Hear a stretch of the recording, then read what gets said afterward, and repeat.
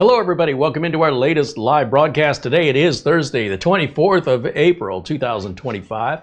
I'm CareyHolzman, and today I'm going to do a live boxing of a keyboard I stumbled upon. I've been looking to replace this keyboard. There's a couple things I don't like about this keyboard. I don't like how the feet accidentally come off real super easy. They're supposed to be easily changeable, but they don't lock in very well. And I don't like that it's a Bluetooth or wired keyboard. I want a 2.4 gig wireless keyboard. That's pretty much everything I use but this keyboard. This was about a $200 keyboard and another $120, $130 for the mouse. The mouse is 2.4, but the keyboard requires Bluetooth for me to use it with the streamer. So you'll often see me trying to wake it up. I can't get into a BIOS with it. Windows has to load before the keyboard will ever work because it's Bluetooth. So if I was trying to Bluetooth it to a smartphone or a tablet or an Apple device, I guess that'd be one thing. It looks fantastic. It's got a nice weight to it. The battery life is fine. I've got the RGB turned off on it to extend my battery life, rechargeable battery. What I don't like about the recharging side of this is it's recessed, the little USB-C port, and that makes it quite difficult to fit in some USB charging plugs other than the one it came with.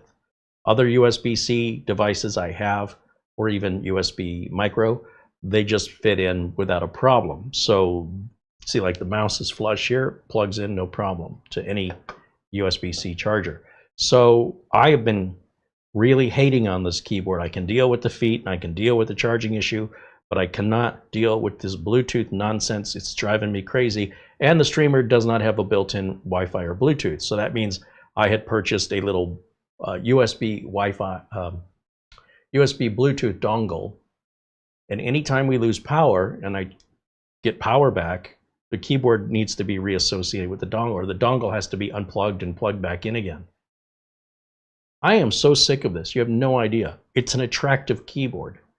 Why they both can't share a wireless dongle, I don't understand. So I have been looking for a replacement for this for a long time. I have a small workbench, so I need a couple of keyboards at any given time. So I always want the 75% keyboard, the one that doesn't have the extension with the keypad and such. I use that on my office computer, but not here for live video or videos in general.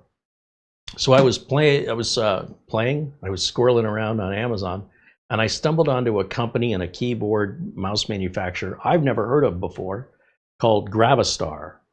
And I saw this, and I said, oh, it's got battle damage. You know, it looks all marked up. And it's intended for gamers, but it's got switchable keycaps. It's either wired, wireless with 2.4 or wireless Bluetooth, and a switch for PC or Mac. It covers the gamut. It's about the same price, about $200 a piece. They're not cheap. It feels really super heavy. And there's a matching mouse that I ordered, which I'm hoping they can share the same single dongle. I'll find that out when I get it. Unfortunately, the matching mouse was not available on Amazon, and I had to order it from the manufacturer directly. And when I get it, well, we'll do the two of them together. We'll show them. But I want to play with this. I want to use it. I want to familiarize myself. I can't wait for the mouse. So let's unbox it, and I'll show you what's in the box. And well, very quickly, before we do that, let me jump over to Amazon, and I'll show you what I saw that motivated me to purchase it. Let me just go here. And that looks like it's playing. Good, good, good. I'm going to pause that. Come over here, and we're going to click on the window capture. That should take us to the Amazon page. So $199.95. There's a 15% off coupon that takes off about $30. But then they add another 10% in sales tax. So anyway, it's a really neat looking keyboard. It's got these like claws. These are the feet. So if you bend the foot inward, it raises the back up. If you bend the foot outward, it clicks and it lowers the keyboard on a lighter angle. So I'm not going to worry about the feet coming off anymore. And it's a little bizarre looking, but I'm okay with bizarre looking. I like it's got this little switch on the top right for like controlling volume up and down. It's got a real nice tactile feel. It's got a little LCD screen. I don't know what the purpose of that is down there. But I overall like the worn sort of look. It's something I've liked about Star Wars or Aliens, these movies where the world looks like it's been lived in. There's the matching mouse, which again, I'm waiting on. And the mouse itself, well, we'll look at that later, but I think it was about $120 or something. Now they do have different colors available of this keyboard. There's a black version, there's a gray version, whatever this is, interstellar silver. You can see the switches themselves are changeable, as are the keycaps. So it's a real high-end sort of gaming professional style keyboard. And if we hit the video, it's got several different lighting sequences you can use between lighting the keycaps, lighting the lights down underneath the spacebar around the edges, and then it's got some ambient lighting, which I guess is behind the keycaps. So you got lighting galore, but for the longest battery life possible, we want to turn that lighting off when we're in wireless mode. They also make this little charger and this little USB or Bluetooth speaker that you can get to match it all. And there's the mouse. So they got a whole sort of range of different colors where these devices are. I mean, the phone charger that looks like a little robot, I don't understand the point of that. It does look cool, but at the end of the day, it's just a charger. And the speaker, I can't imagine that's going to sound as good as the Bluetooth speakers I've got, but it is kind of neat looking. So if you guys express interest in wanting to see the little phone charger and the Bluetooth speaker, they're cheap enough. I mean, I'll get them just to show them and keep it all together. Looking in the box, they've already done their own unboxing here, which is kind of cool. There's the dongle, there's the LED lighting, there's about 13 different LED patterns, and as well as you can speed it up the pattern or slow the pattern down or make it brighter or dimmer. And it's got a nice weight to it. They're both the keyboard I've got on the desk and this keyboard weigh about the same. They're not a cheap plastic keyboard. So with that, yeah, whoever did this video, Mike Wynn, yeah, it looks like you did a pretty good job here. This is a different video, but let's end that here. And then over at the website for the manufacturer, Mercury K1, the website is Gravastar, and they make keyboards, different styles, mice, different styles. It says there's a bundle. Did I miss a bundle deal? Because I had to buy them separately. No, I just see speakers. Oh, there's a whole thing. There's got the little robot charger there thing.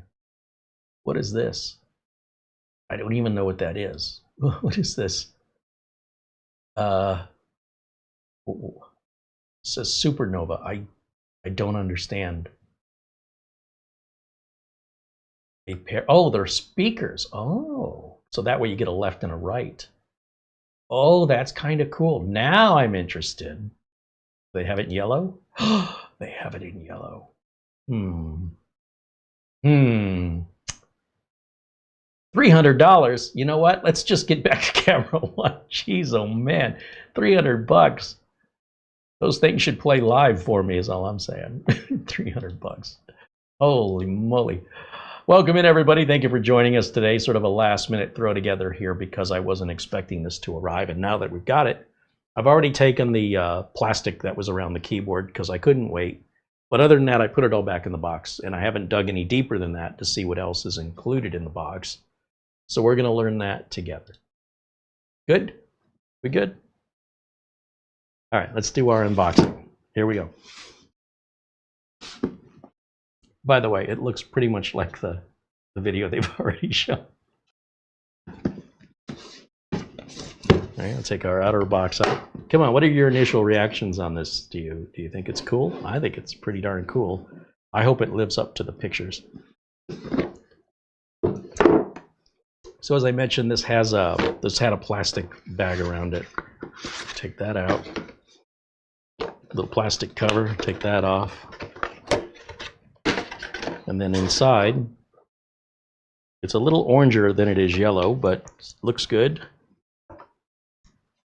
And there's your feet. That, again, if I keep it upright like that, it's got a nice raked angle, and if I extend the feet out, it clicks once.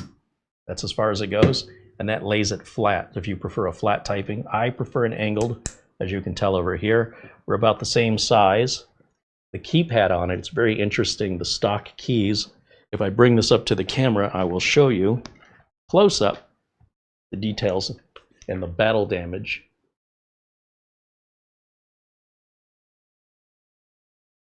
Wow, it looks yellower on camera than it does in person. It looks orange. But it looks a little worn in. Even the underside looks like there's hoses and pipes running underneath here, which I'm not sure who that's for, but I dig it. I like it. Got some rubber pads under here so it doesn't scratch up a desk. It's hefty. You got your switches for Bluetooth versus wireless 2.4 versus off, which I guess would be just wired. And then your charging port as well is the same port as what you would use if you were wiring it. You've got your dongle right there, magnetically held in place. And then PC or Mac switch there, which I suppose only affects the function of what a button does. It doesn't, like I would imagine the keyboard is still a keyboard regardless of PC or Mac, but certain special functions I imagine, like the Windows key, what does that do on a Mac? So I guess switching it to Mac, it does something. Now, this is where I was impressed when I first took this out, and I'm guessing I know what this is, but in the box, they've given us some keycaps. So I guess you can determine if you like the particular feel of a specific keycap. So there's a sample, and you could pop in and try them. You know, just do one key, I guess. And if you prefer a different feel, then you know exactly which one to order and get as many as you need for your entire key. I'm sure they sell them in a kit. And then we've got, looks like an adapter, a little brush. Yeah.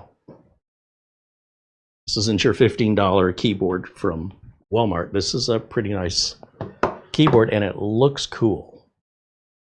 So, I think we found our new keyboard. Let me see, how does this feel? That's weird. So it's not tactile. I don't feel any click. It's the keycap bottoming out. And the keycap doesn't move very far. I think I would prefer a little bit more feedback other than just bottoming. I don't mind the throw of the key. The distance isn't bad. But I wish I felt a little click. So maybe, no.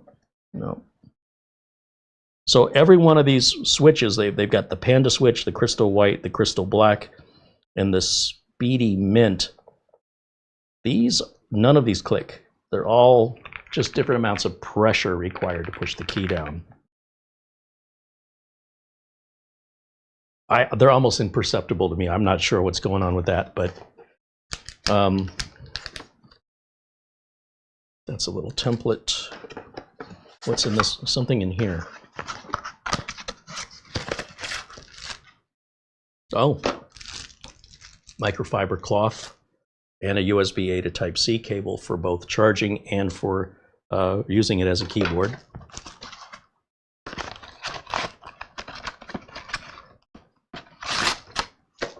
Documentation. And then, what is this? I thought this was an adapter, but, oh, that's a tool to remove the keycaps. So if you want to replace the keycaps or the switches, this is like a little pair of tweezers that is designed for us to get that out of there. Basically, you have a place for your hands here, and you could pull the keys off of this, I guess. Does that move up or down? No. So I think this end splits open. And I think you would use this end for the keycaps. I'm guessing. I've never changed a set of keycaps on a keyboard. I've pulled them for cleaning and put them back on again. But usually just pry them up. I don't need a special tool for that. But I'm guessing one end is for the keycaps and the other end is for the switch itself if you want to switch out the switches. Okay? And that's all there is in the box. That's the end of it. And I like that. It's not overly complicated. They've made it simple.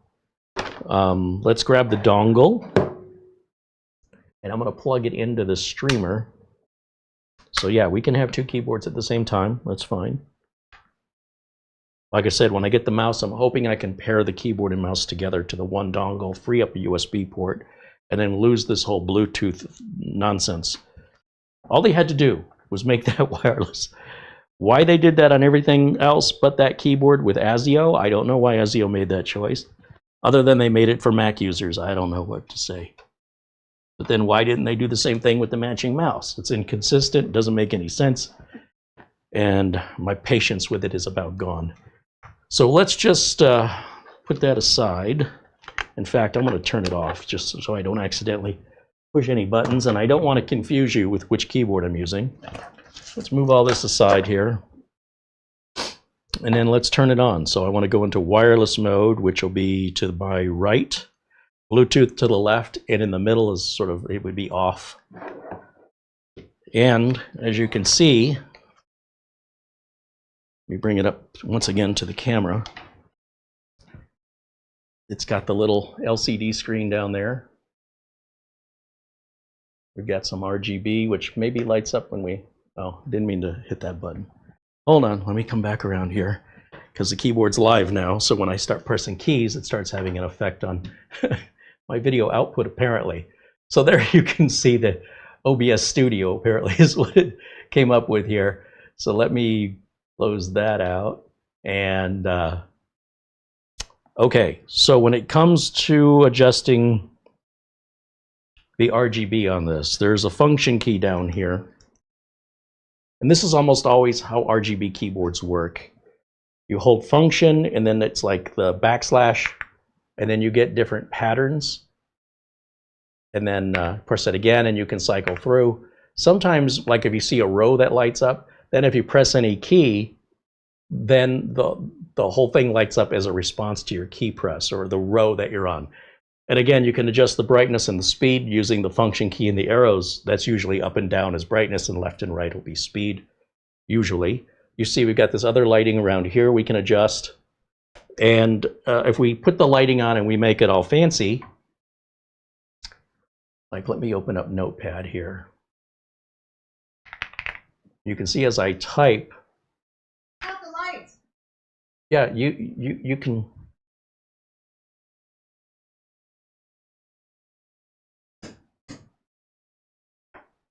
But don't do that one. I can do that one. Let's see if this makes any difference here. Let me go back over to my OBS screen. And let me turn that. I got that light from here. I can do it from here. Fancy. Yeah. Such a nerd. All right, so once again, if I hold this upside down just to show you function and this key, that key, we'll just keep hitting the same key. Oh, that's freaky. Folks, this is probably the only keyboard ever that Carey and I agree on. It's really cool. Now, one of these other keys probably adjusts, yeah, the speed of it, the brightness, turn it off, turn it up. And then, what is it, this key here?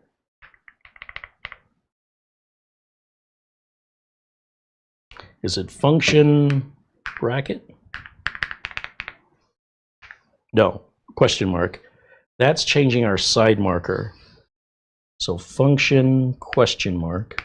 Watch down here at the bottom.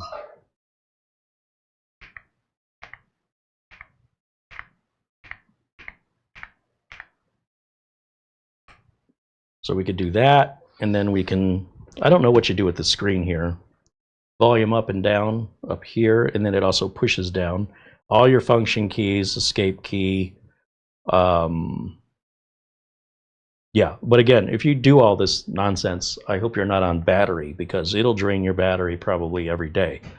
If you're plugged in, knock yourself out. Let's do, well, this one's kind of neat. Just kind of cycling through this different colors that way. So I guess there's 13 modes. There's also ambient lighting, which I think is function, I don't know, just hold the function button down and start guessing. Sure, I could probably look at the directions, but where's the fun in that?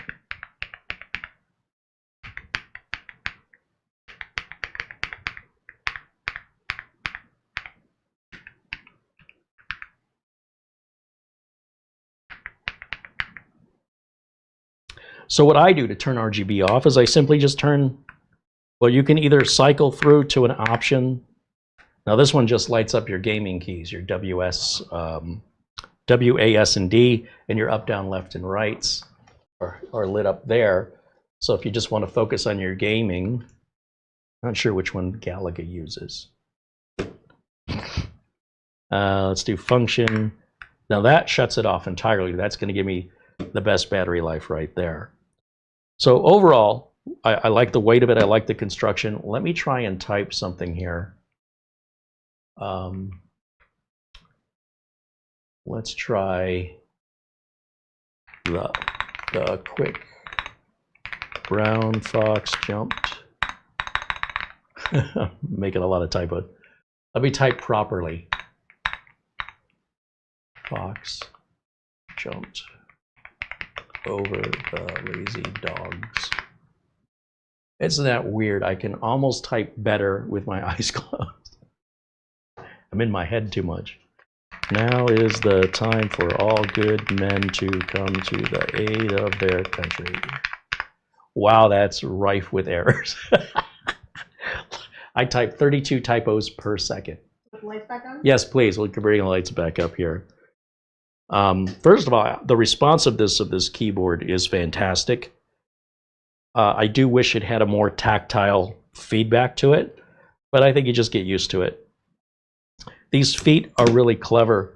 I can't tell that they're just really not obtrusive and ugly, but at the same time, they're functional and they match this design element that, you know what? Even the keys are all different, where the back key is giant back button and then a little delete key next to it. The location of the backslash, a large enter key, a decent sized space bar here, and then your center alphabet keys in gray with the letter Y, for example, is written large and then small above it. So it's got a neat aesthetic that makes it different from everybody else. And different by itself doesn't make it better. And I want to be clear on that. It's got to be different and, you know, offer me something, give me a reason to buy your product instead of your competitors. So it's got to be within that $200 price range for a gaming keyboard of this quality that you can switch out the gasket and do all this other stuff with it that I will likely never do. We'll get the matching mouse for it, which hopefully works well and can pair to the same dongle. And then there's some software we can download and we can check the firmware. Now, my understanding is you don't want to do that wirelessly, and I don't even think it'll work wirelessly. With regards to the state of the battery charge, I guess the function keys will light up when you get low, and then it'll start flashing when your battery's getting really, really bad.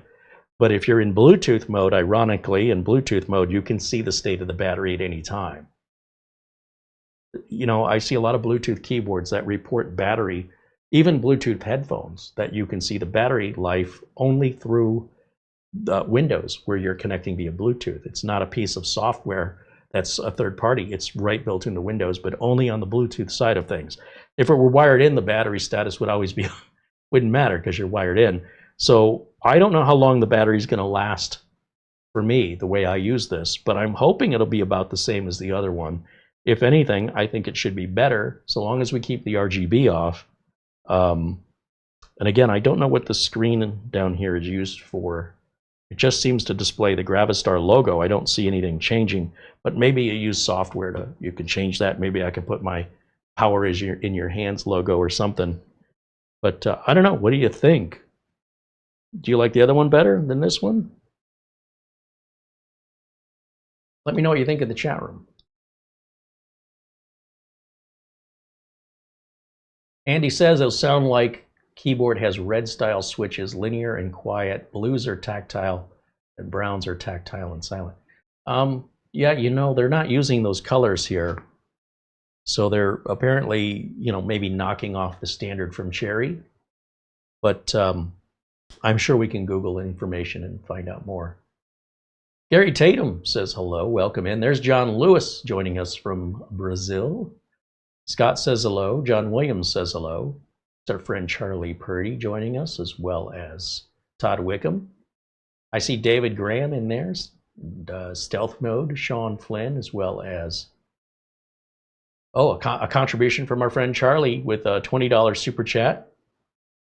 That's Charlie Purdy, says, I love it. My grandson is watching and he wants one. Yeah, it's pretty cool. And it's really well made. Sometimes we see stuff that's really cool and it's flimsy and crappy, right? It's all about the aesthetic. This is both well made. Like, I don't know what this weighs, but it's got some heft to it. Stealth Mode said it sounds unique. Thank you, Charlie, by the way, for the super chat. Patrick Golly joins us and says hello.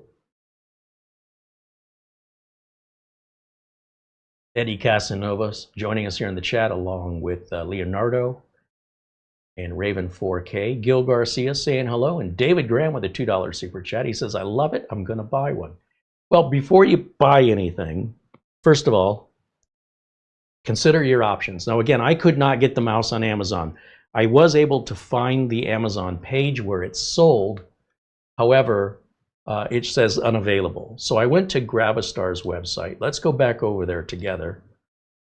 And there's a couple ways you can do this. Now, for me, my default, before I go to the manufacturer website, is to look first on Amazon, because if it's being sold directly by the manufacturer, we should be able to just go to the manufacturer's overall store. So if we look, visit the Gravastar store, click on that. And then we've got sections of wireless gaming mice, mechanical keyboards, chargers, speakers, and more. So I guess they have earbuds too. And as we scroll down, they're really promoting the heck out of this, this black one. And this is the light. So keep in mind they have a Pro, a Light. These are the same mouse in different colors. I'm not sure what the material is here. I'm told it's like an aluminum or a metal alloy. It is not plastic, so I will confirm that when I get it. But bear in mind, this is an M2, and this is an M1, and this is an M1. So I'm not sure how they vary, because to the untrained eye, they look identical other than color.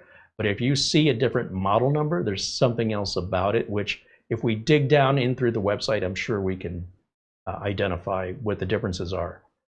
Now here are those little wireless, not wireless, these are wired phone chargers is effectively what they are. They just made them look cute. And I think the facial expression tells you the state of charge. I don't know. Usually I look at the device I'm charging. I don't know much about those. These are all, wow, they got a whole lineup of, these are both speakers in the back. There's the mouse. I don't know. I think that's just an unrelated Matchbox car. A couple of little chargers there. I don't know what these things are down here. They kind of look like lighters. I'm sure they're not lighters. We'll have to figure that out. Yeah, I don't know what this other stuff is. Let's scroll down.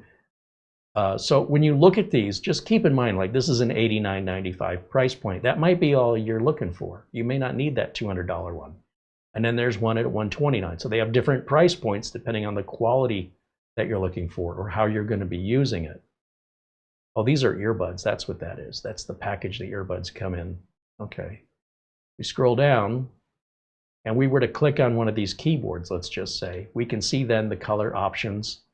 Like this is transparent black. And then down below we can see these are the K1 keyboards. Keep scrolling to the right. They're just different color variations. And that one looks like it's coming with a mouse. That mouse doesn't look like it matches color, but you know, maybe that's somebody's thing, I guess. I don't know who Gravastar is. I don't know how long they've been around. This is made, I guess, of PVC. I am liking what I'm seeing so far. The prices are not a steal, but they're also not a theft. Like they seem adequately priced. If I look for that Gravastar mouse, I can just type in, for example, Gravastar, because Amazon doesn't show you in search what is not in stock. But if you manually look for it, yellow, let's see if it pulls it up. Yeah, no, that's black. I'm looking for the yellow one.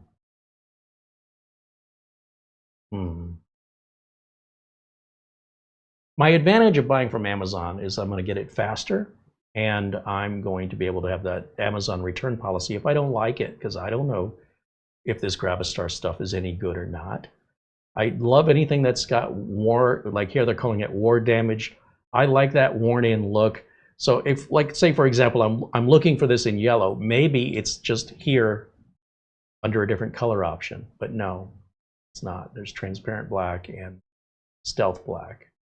So essentially I want that mouse with the battle damage yellow, and to do that I had to go over to the main site, go over to mice, under, I think it's the is it M1 Pro?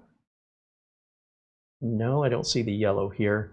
Let's look under M2. Maybe it's the M2. That looks like the exact same thing. Hold on a minute. How about all mice? How about we do that?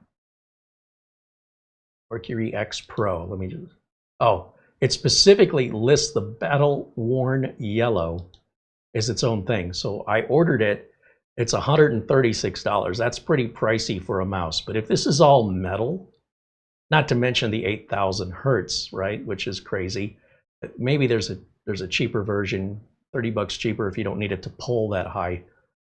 And the mouse, again, just looks like a nice little match with this keyboard. Again, for broadcasting, that it looks like it's going to be comfortable. It's going to endure a lot of wear and tear. I can be rough with stuff.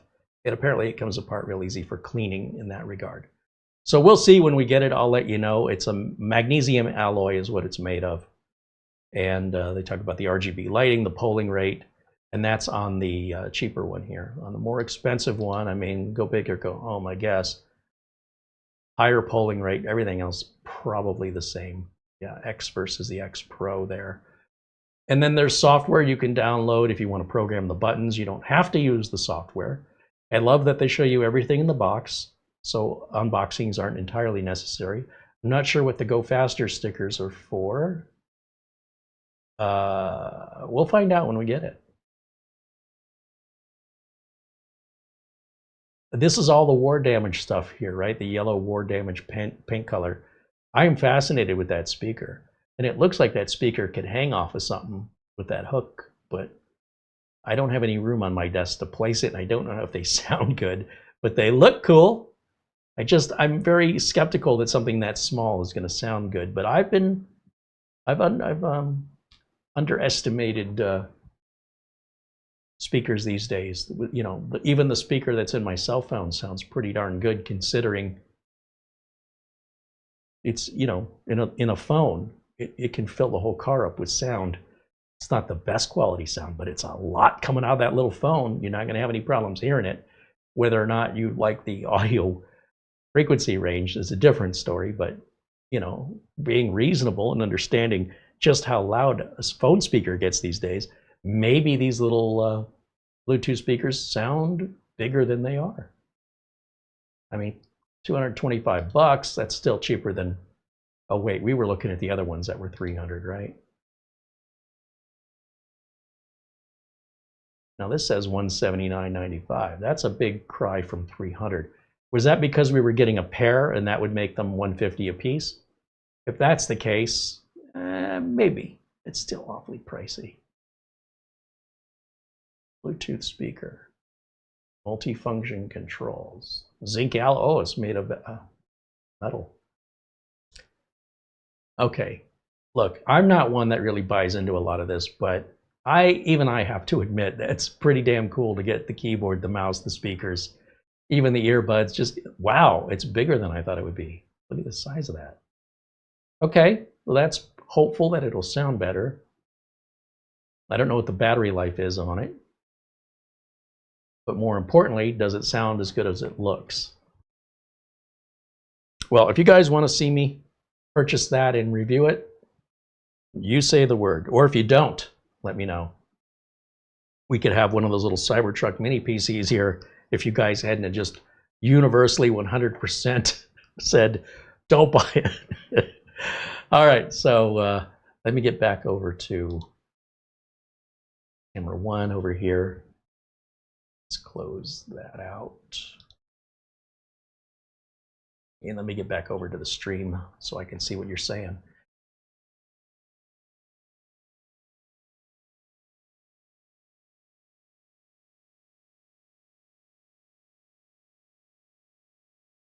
Kay Morton says, I just purchased a small keyboard and mouse, and now you're talking about them. Awesome.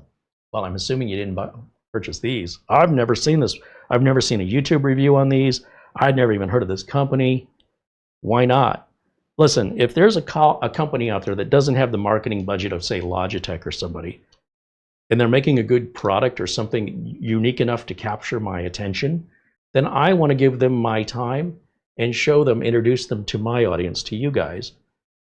Because companies that are large, they can pay for all the marketing they need. A smaller company, they're going to be on a much tighter budget. And the question is, are we getting better quality materials at this price?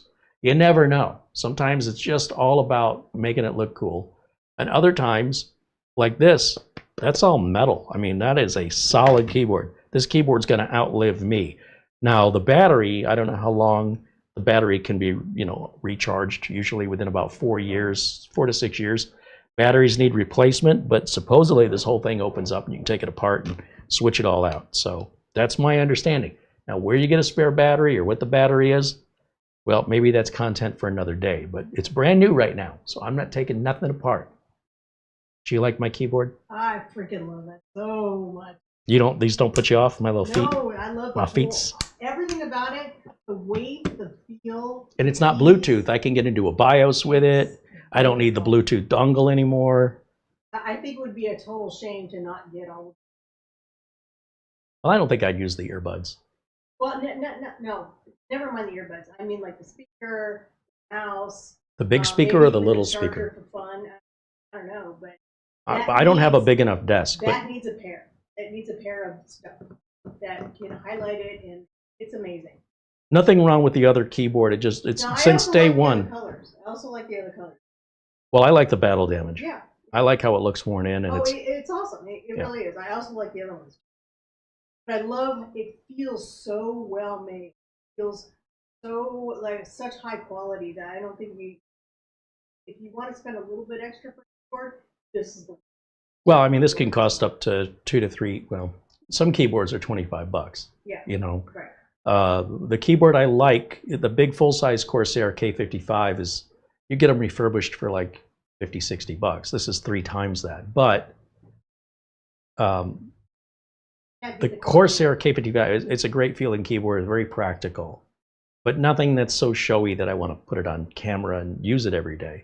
I need something that stands out, and I really feel like that stands out as equal to as the other one, and we'll just put the other one away. If that other one wasn't Bluetooth, also the keys aren't as easy because they're the round typewriter style keys on the ASIO.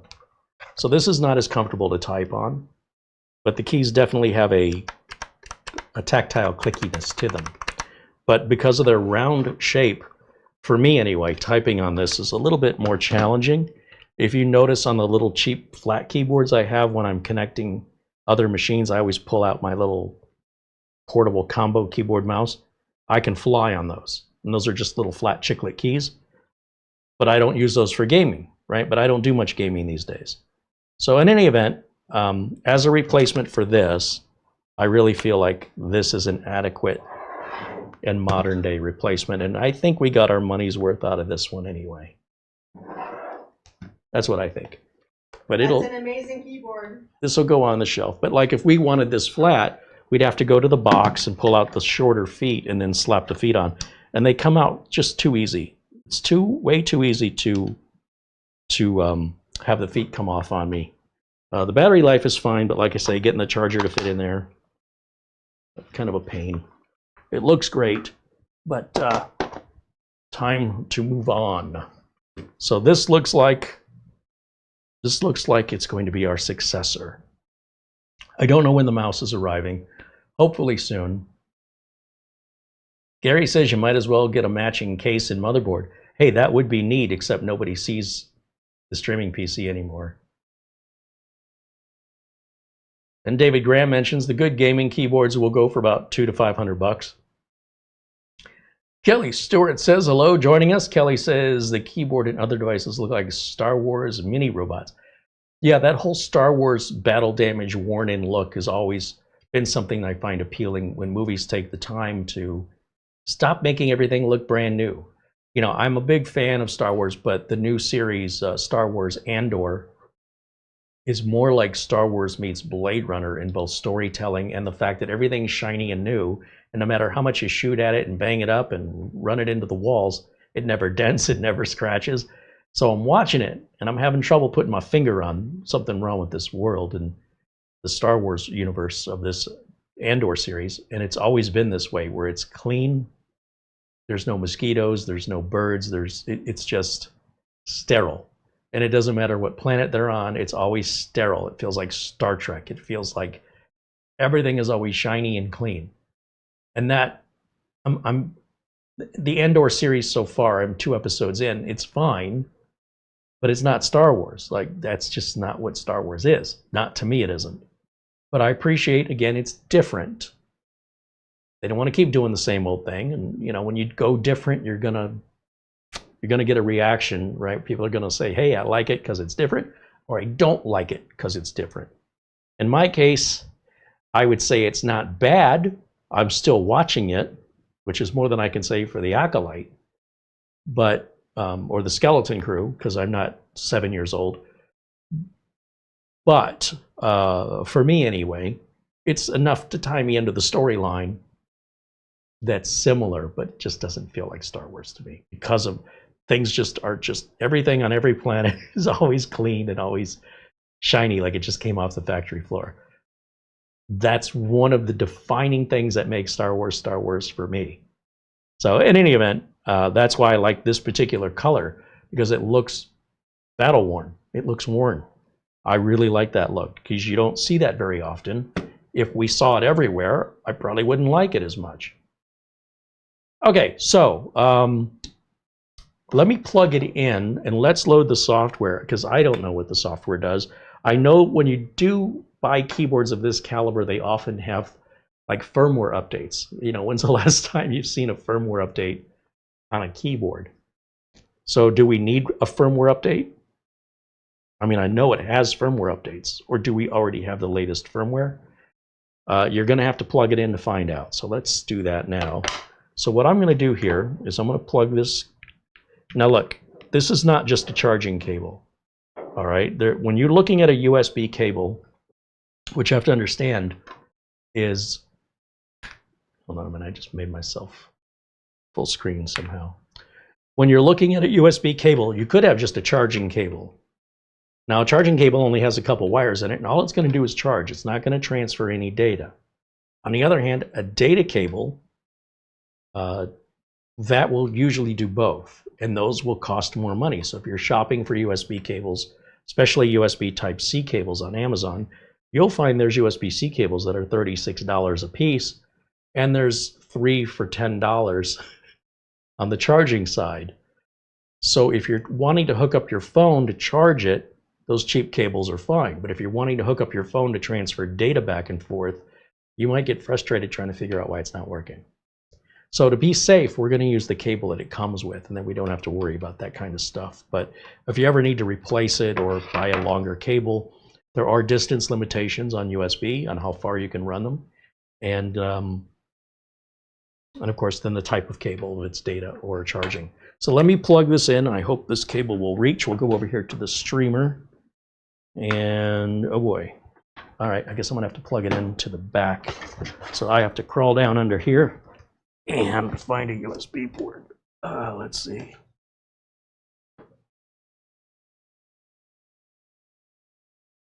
Oh yeah, we got lots of cable. Lots of space.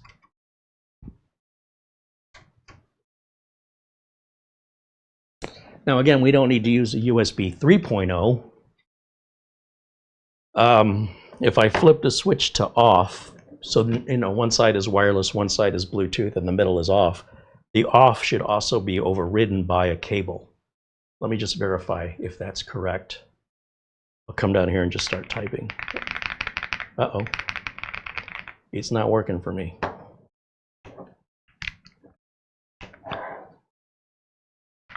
There it goes. You know me, oh, now the number 4 lit up. So when I plug this in, I think what that's telling me is that my battery level is at, let's say, 1 is nearly empty and probably 0 is full. There's probably a button to press to identify that. That'll be in the documentation. But if I unplug the keyboard again and plug it back in, one of the first things it does, I guess, is it'll light up to tell me it's plugged in, and then I see it looked like the number 4 had lit up before. And then let's go to the website and find the software. Hey, there's a $20 super chat from our friend Jason Lewis. He says, little health update. Pretty sure I have a pituitary gland tumor and I will need surgery. But, oh, he says part of the reason why he's not doing videos on live streams lately is going to be a semi-long road, but it's good to see everyone. That's our friend Planet Cryos. That's Jason Lewis. And so, yeah, it looks like a pituitary. That's in here, isn't it? That should be, if I understand, relatively routine surgery, but hopefully that's all it is. And of course, we wish you the best and keep us up to date. And hopefully we'll at least see you in the chat while you are healing. Thank you for the update and thank you for the super chat. Okay, let's go back over to the company's website and let's look for software for this keyboard. So what did I say this was? This is a Mercury K1 Pro. So I guess we go software download and software for Mercury keyboards. Okay, download for Windows. Oh, look, it took us to Google Drive. So there's a firmware upgrade for something. Don't know what it's for. I mean, it's for one of these keyboards, right? And there's another one. I can't read what this is. Download. And okay, Gravastar mechanical keyboard. Download that.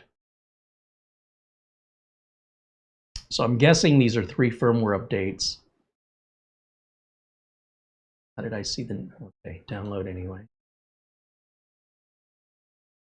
If I hover over it, does it show me the whole name?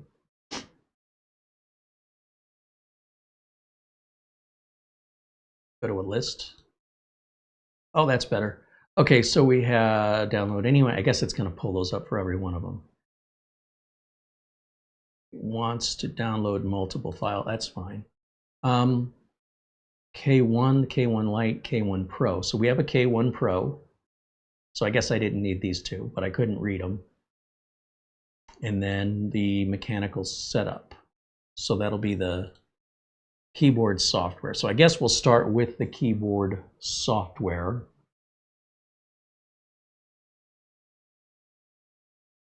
Click on that. So we get the Windows protected your PC. I don't know if you guys are seeing this. Well,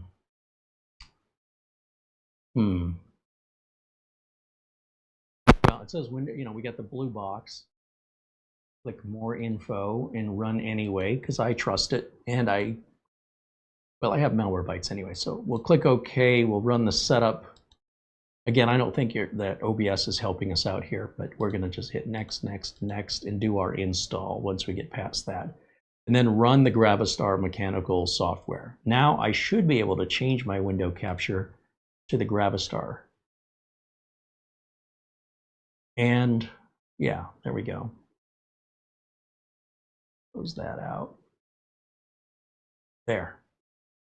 All right, so now we just have that window open. We can create different profiles for different layouts. And there's for the mouse, multimedia controls, macros is pretty cool. You can put macros in there.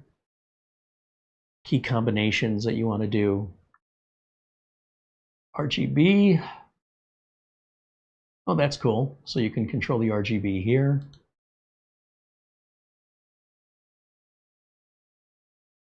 Not sure what that does.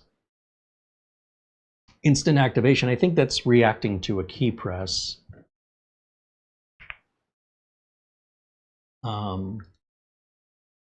Fantasy Rainbow, steady, just having it static. Up and down, rotating. Prosperous Blossom, custom if you want to do something custom here, or just shut it off altogether, which is what I'm good with. And then what is this? Effects. Oh, I guess it can act to your voice. Weird. Keyboard light changes with the rhythm of system sound. I see. Double click to modify the item. I don't know what that's all about. Let's go to the gear icon. Okay, it says we're on firmware version 17.0.0, and the firmware we downloaded is nobody knows. It doesn't give us that kind of a number. It just says the November 16th of 2024. So I'm not sure. What if, what's up here? Anything? Nothing up there. Okay, let's try something else here. Let's go back over to camera 1. And let's go to the firmware file. So let me close the software here. So that's for customization, which I don't have any interest in customizing the keyboard. You don't need to put that software on unless you want to do that. Let's go to the downloads folder and let's find, okay, so I have firmware update for, firmware upgrade for K1 Pro. So I don't know the difference between the K1, the K1 Lite, and the K1 Pro, but we have a Pro. I'm going to double click on this file. Once again, I get the blue warning, Windows has protected your PC. Microsoft Defender Smart Screen prevented an unrecognized app from starting. Running this app might put your PC at risk. If you were downloading something from an unknown source from online, don't run it. But since this is coming from a reputable manufacturer, presumably, we're going to say more info and run anyway. So when I start this, we now get user account control saying, you want to run this? Yes. And what I'm seeing it do now is, and again, I don't know that I can capture this, but I'm going to try. It says current version 17, or code version 1700, and then it says it's burning.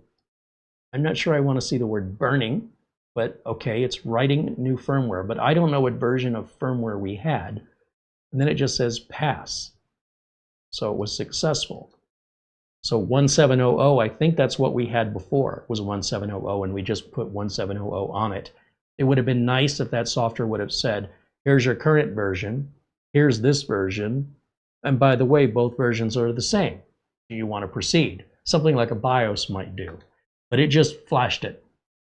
Now, hopefully, we haven't damaged anything and the keyboard still works okay. Sometimes what you need to do is just unplug the keyboard. With the keyboard off, we'll plug it back in, and that'll make sure that whatever that firmware is active now.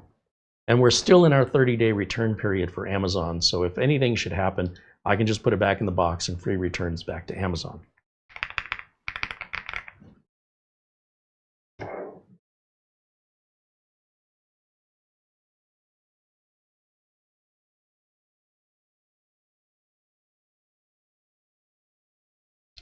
So for some reason, the firmware update tool, not sure what it's doing. I'm going to close that. It's almost like it started again when I unplugged it. Let me try this again. You definitely don't want to unplug and plug the keyboard in during a firmware update. Okay, that's better. I'm getting the lights. And if I go to, yeah, it looks like it's defaulting back to the default RGB on. So function,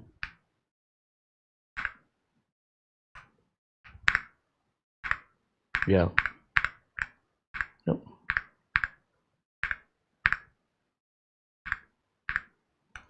And then the battery life, I think it's function F1, F2, F3, F4. No, I don't know what the heck that's doing.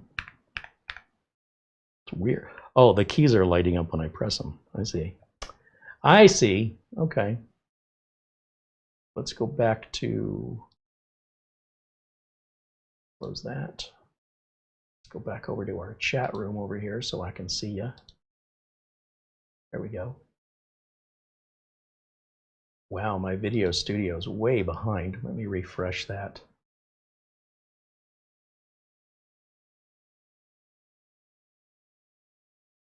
Jason says he loves this keyboard.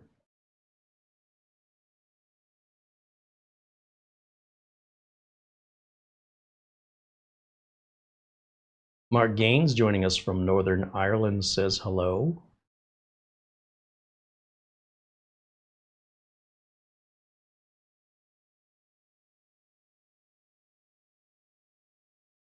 Mara's mentioning to Jason to reach out if there's anything that we can do. So Mara's had issues herself with like pituitary glands. She knows more about that medical side of things than I do, but you know, feel free to reach out to her, of course, Jason. And she might just be familiar with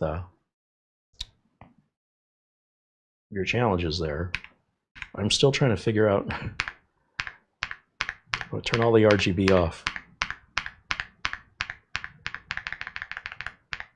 Oh, maybe just, no. That'll turn it off.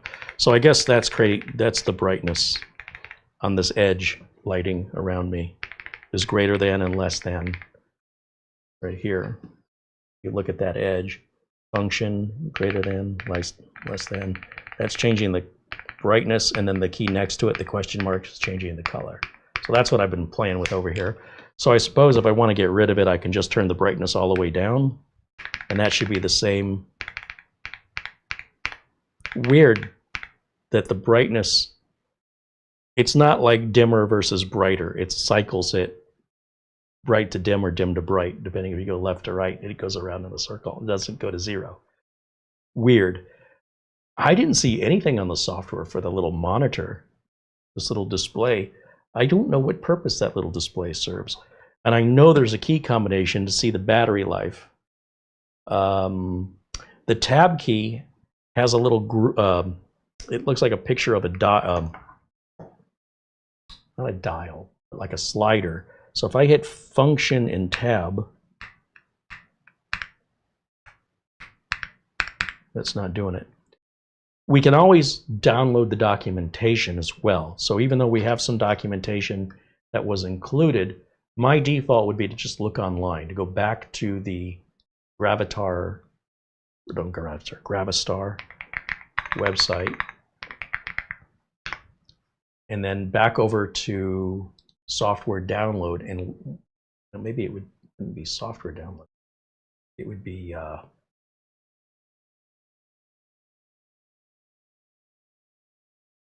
documentation. Let me jump back over here, see if we can find it. It's probably in here. So that's software. Software, firmware update. Sirius Plus, I don't know what that is. Download for Android. Oh, you know, that's probably their speakers, right? Or their little earbuds. Worst comes to worst, I suppose we can just do a search. Wow, that J key is very sensitive. Gravastar K1 Pro Manual PDF. Manuals. Well, that's Manuals Plus. I'd rather get it right from the manufacturer.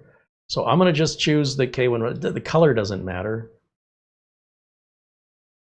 Do we have documentation here?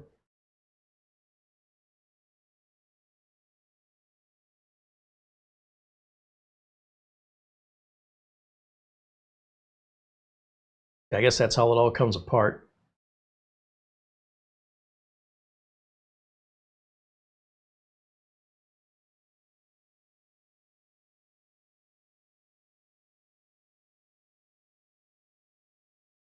Where's my documentation?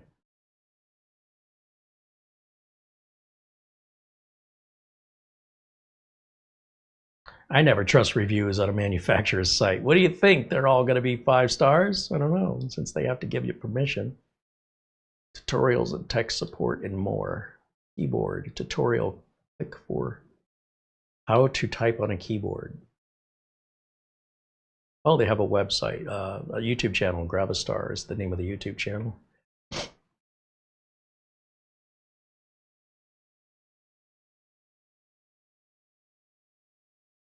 Okay, that's not really helping. How to customize your frame light, how to customize backlight, how to connect it. I'm still looking for battery life. Well, it's nice that they have a YouTube channel. Good for them.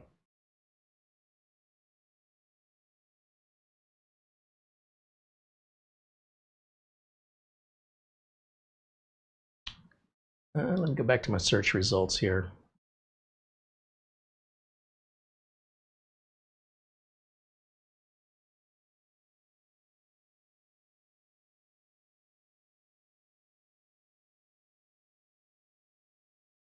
This just looks like the same stuff.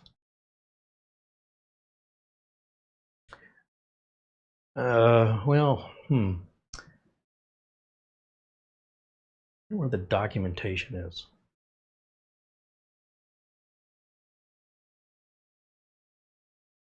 So 179.95, and then it said there was a promo code. Did you catch that? Back here, it said there was a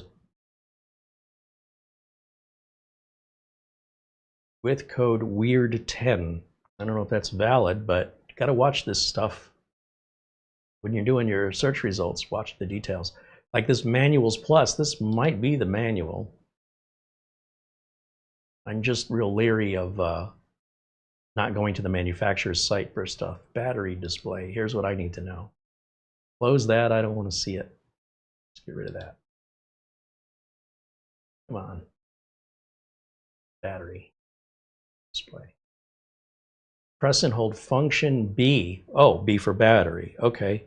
Function B does nothing. 1 through 0 indicates battery level. Is it because my RGB lights are off? Function B. That no worky for me. Press function and escape for 3 seconds to restore default. Let me do function B. Do I have to hold it down?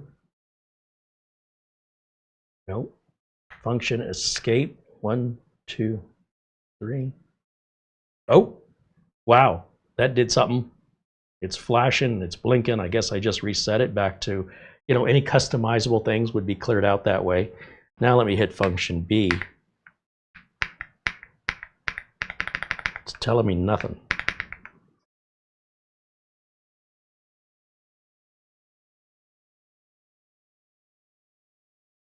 Press and hold function B. Press and hold. So function B, hold it. Nothing. So this is plugged into the computer right now. The keyboard's in an off position. So I am puzzled. Function B. How am I supposed to know the state of the charge at any given moment? Battery status can be displayed on the computer when connected via Bluetooth. When battery is low, the function key flashes red. Oh, the function key flashes red, not the number key. During charging, the function key lights up red continuously and turns off when fully charged. Maybe it's fully charged. Maybe that's why. It'd be, I guess. So I'm going to have to get back with you on that. I'm not sure. However, you know, such is the excitement of a new toy, I suppose. Function, let's go this way and turn that lighting off on the edges. Again, I want to keep my battery life as long as possible. So I'm going to turn all the RGB off. Okay, that should be good. I think we're settled in here. It's weird that the cable's black and it's not battle damaged. Can you imagine trying to replace that if it were broken or lost? So black is probably fine now that I thought about it. I'll let you know when I get the mouse, so that way we'll keep the original setup, put it on a shelf, and then this will be the new setup with the new mouse. I hope, if everything's on the you know, looking good. I'm a little concerned that, you know, just me barely leaning on that J key is putting a J on my screen. So I don't know if these other keycaps might offer a little more resistance. I'm going to have to look up It's really hard to tell with just a human touch what the resistance is. But they're all soft. None of them are tactile or clicky. They're very soft. It may be that some don't go down further. They have a longer throw. Not sure yet. This is all still new to me. And look in the manual and see what it says here. Mm-hmm.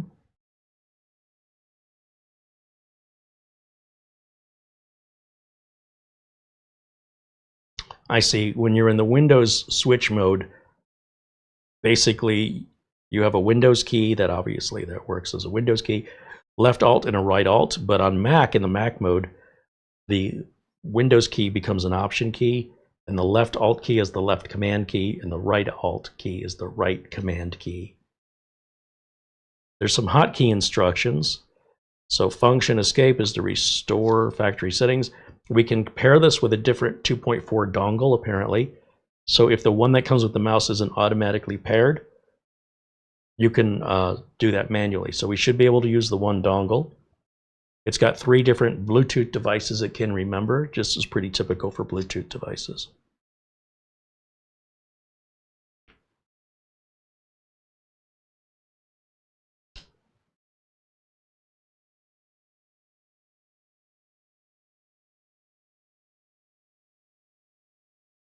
This says battery indicator. Hold on, what does that say?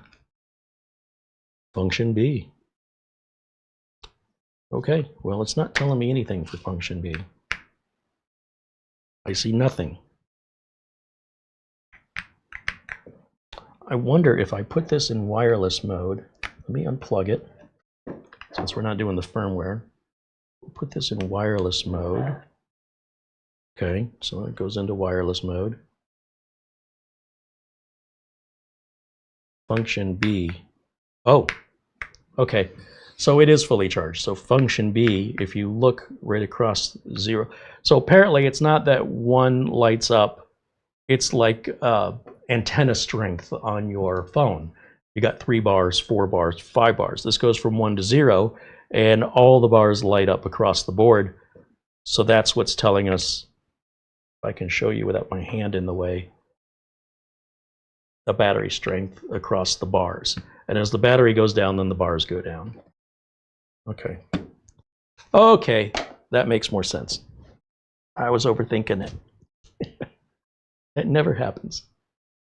Let me jump back over to the chat and see what's on your mind. If you have any questions for me, I'd be happy to to address your questions. And then whenever we get the mouse, because this came from Amazon, it arrived right away. But the mouse is coming directly from the manufacturer, so I don't know. Tomorrow, next week, it'll get here when it gets here.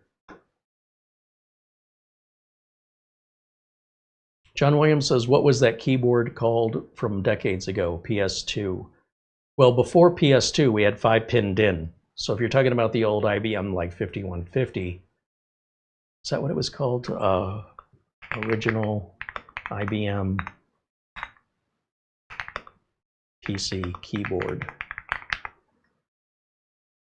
Model M. 1984. Model M. I think that's the classic one you're thinking of. But Keytronics always had what we called the standard of keyboard, the Keytronics 101. So that could also be one that you're thinking of too. They're just kind of, it was basically your only choice. So there was a lot of them made and you saw them everywhere. Not necessarily because they were better. When people would buy typewriters, it wasn't like you were feeling the keys much. If anything, the IBM Selectric, you didn't have to manually strike the paper with the hammer.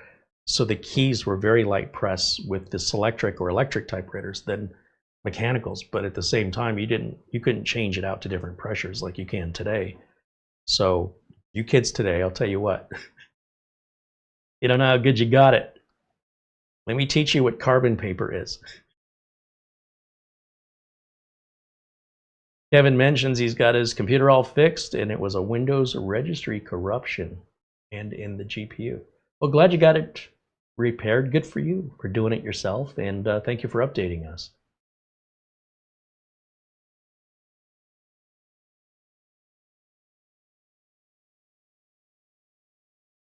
Piney Wood says hello. He says he likes our other keyboard better. Listen, if that other keyboard wasn't wireless, I could live with it. But I am telling you, between everything else going on with it, I mean, we used that keyboard for what, 2 or 3 years? At least 2 years. Got to be closing in on 3 if we haven't passed 3 years on it yet. And it's still functioning and it's fine, but the Bluetooth side of it is driving me crazy. I was this close to sending it back, and Mara convinced me to keep it. And I thought maybe I'd grow to like it. I just hate it more and more. Just Bluetooth is not a good fit for Windows. That's an Apple thing. It's a smartphone thing. It's a tablet thing. It makes no sense to have Bluetooth on a Windows computer because of all the limitations. And the fact I have to keep waking it up, the fact that the battery cable or the USB cable has to be very thin to fit in there, the fact that the feet fall off not every time, but just unintentionally when I'm moving it around. It just is a lot. I think people are hung up on the looks of it. I think, this isn't perfect either, but if it's that J key that's just too light on the switch, I can switch out the switches if I want to, or I could just not put my finger down so heavily on the button. I mean, it's just a matter of perhaps meeting the keyboard halfway with, instead of demanding it accommodates every need I have, I can adjust too. And so with a little adjustment here and a little adjustment from me, I think it'll be fine. I see people that have videos where they're teaching their dog to talk by pushing buttons. Making the dog talk your language, it's a lot easier for you to talk the dog's language. Like, I've had dogs all my life, never really had much of a communication problem. Once you get them trained, they're pretty smart. But the human is a lot easier to train than the dog in most cases. So as long as there's communication, but requiring, or expecting the dog to speak human, well, it pushes that button when it's hungry, it pushes that button when it wants to go outside. And they're like, look, he's talking to me. I mean, he's been talking to you, or she's been talking to you the whole time. Which one of you is doing the work? So I feel like there's a good halfway where each dog communicates in its own way. And then how I communicate with the animal depends on the animal, but I have to learn by seeing what the animal responds to, what motivates the animal. Sometimes it's food, sometimes it's prey, sometimes it's both, sometimes it's nothing. So in much the same way, I feel like with keyboards or speakers, the speakers can do so good, and then I can adjust equalization, turn up treble, bass, see if I can get it where I want it. And of course, depending on where the speakers are spaced and the room they're in, a set of speakers can sound like crap one way and sound wonderful in another way based on placement, room, and equalization settings. So I kind of feel like this keyboard has everything good going for it that pissed me off about the other one. The only thing I can complain about right now is that J key that I'm constantly resting my finger just a little. Like when I put my hands on it, I'm not typing yet, and I'm starting to see J. Like, that's just a little too sensitive for my preferences. But the fact that I can just switch that keycap out, or I could just maybe be a little more self-aware of how heavily I'm resting my hands. For some reason, it's not doing that with any of the other keys. It's just J. But I just unboxed it. I mean, I unboxed it yesterday. I started to play with it a little bit, but I never got into the box any further, and I haven't done much with it. So there's going to be a little equalization. You know what I'm saying? Where I've got to calibrate to the keyboard. And if I'm struggling with that, then I can calibrate the keyboard to me by spending more money on switches, which I've never done in my life, and I feel like I'm not about to start now. Somehow in the 80s, we dealt with it somehow. I don't know what happened, if the human race just became incapable, but I feel like that's still a skill I have. So we'll see. I might change my mind.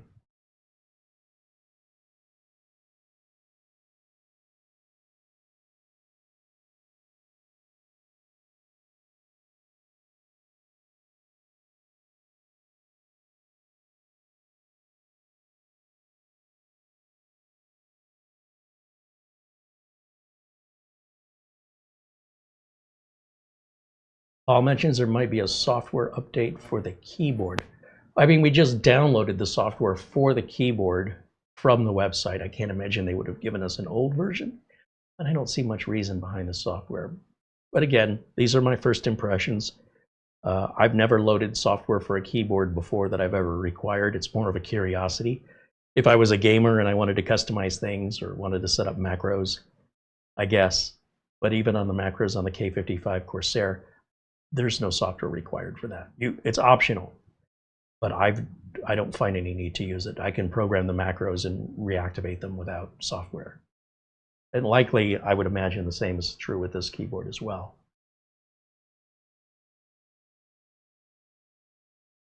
Chernobyl wants to know if we can see another close-up. Yeah, let me try the close-up camera. Let's see if that'll work any better here. That's not working, Carrie. There.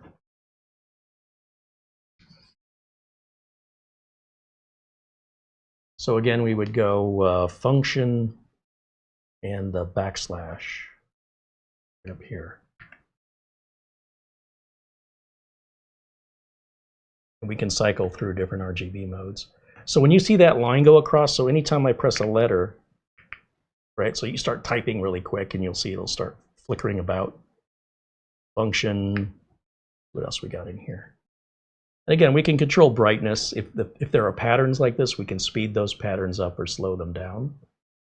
And this is obviously going to have an impact on our overall battery life if we're wireless. And then again, function with the question mark, that starts adjusting. Is it question mark? This lighting down here. And we can adjust that.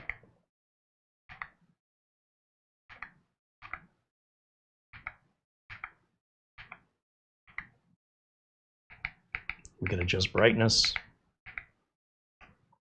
where I've got it off all the way. We've got the feet back here. So the feet adjust the angle of the keyboard. That would be one position, and this would be the other position. And that's it, just the two positions. And it does have a nice click that you're there. That's it. These don't come off. They're not removable. It's one or the other. Obviously, whatever you do to one side, you should do to the other side, or you're going to have a weird keyboard, right? It'd be nice if they were somehow locked together, that when you moved one, the other one moved. Can always think of ways to improve things, but there you go. This you can use for like volume up and down. And then it also, you can push straight down on it as a button, and you can program all that with the software. Let me turn this RGB back off. So now each key is lighting up individually when I press it. I don't want that. Again, it's going to impact my battery life. I don't need the keyboard dying on me while I'm live. There, I've got it off. All right, let's go back over to camera one. See what else is on your mind. Chernobyl says, you bought the mouse? Yeah, the mouse I had to buy directly from Gravastar, so the shipping's a bit slower. I'm not sure when it'll arrive, but we'll get it when we get it, and I'll show it to you.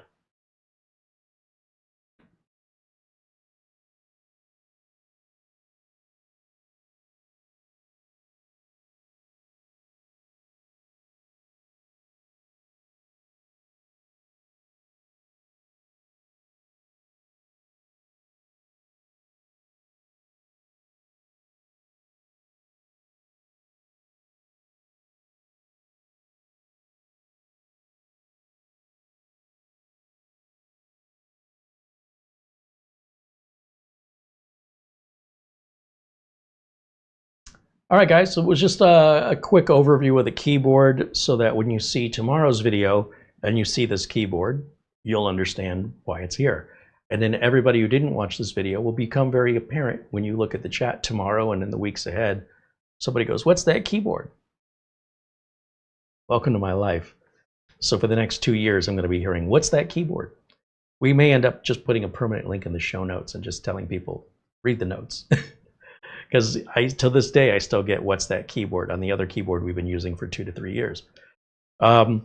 I mean, I'm glad it's grabbing attention. That's why I bought it, but I hate having to repeat myself 27 times every week.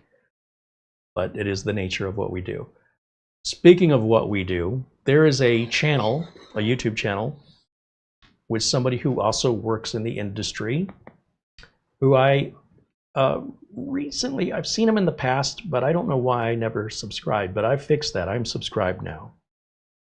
And I've asked him if he'd like to join us for just a chit chat, you know, via StreamYard.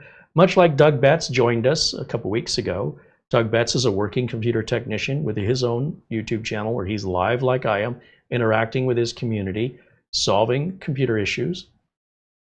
Live Windows training with Doug Betts. We're going to bring Doug Betts on hopefully about once a month.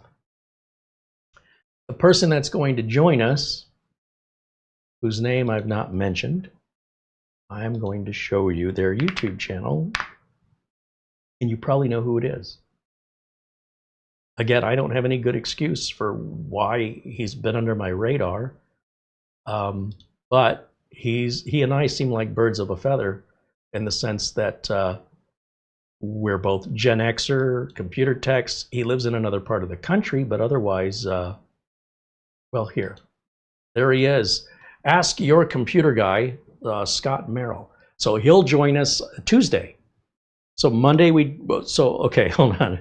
So Friday we do, we have a mini PC with Linux on it. I'm going to try and put Windows on it because it's really inexpensive. If that'll work, it may be a nice workaround to get a good price. Then we've got Monday, which is members only Mondays. Tuesday with Ask Your Computer Guy. This I'm really looking forward to. I also want to bring Doug Betts back. Eventually, I hope to get Doug Betts and Scott Merrill and myself together. And we've got an open invitation to our friend Mike over at Mike's Unboxing Reviews and How To. He's about 9 hours ahead of us, so that timing might be a little difficult, but to have 4 of us in the same place at the same time, we're all working computer techs. We all have a long history of this. We all have YouTube channels. We all do live. I'm not sure if Scott does. I think he does. But Doug pretty much is all live. Mike's Unboxing is about 50-50. And to just talk about, first of all, we all have our own unique ways of going about how we work with our customers or how we run our business. That's the beauty of running your own business, is you don't have to do it their way.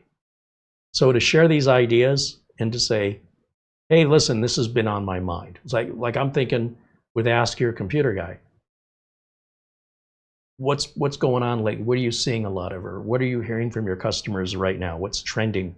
Or when it comes to content creation, what are your favorite videos to make? And if you have questions, you, the audience, ask us and watch us fight with each other. Don't listen to him. I think that makes the show more interesting if we all just don't agree on everything. So if I want to clone a drive and you ask me how to do it, I'm going to tell you Acronis. If you ask Doug Betts or you ask Scott Merrill, they might say Macrium Reflect. So I'm the odd man out. I'm okay with that. And then Scott or Doug might say, well, I used to use Ghost back in the day. That's how far back I go. And of course, I have to one-up them and say, well, did you know what Ghost stands for? And most of the time, nobody knows that that's an acronym. And it's, I believe it's General Hardware-Oriented Software Transfer. Now, who's the nerd? So we just poke fun. It's just for fun. And I'm looking forward to that little bit of, sarcasm and zinger. But at the same time, and I think particularly with Scott, I think he and I agree on at least 60 to 70% of the, like if you ask us something, probably 3 times out of 4, we're going to agree that's the right way. And on that 4th time, he's going to go one way, I'm going to go a different way. I love that, by the way. What I don't like is if somebody misinterprets that as an attack or to insinuate they're not as smart. No. It's never intended like that. It's a poking, it's fun, it's a ribbing, and hopefully we know each other well enough that we can do that.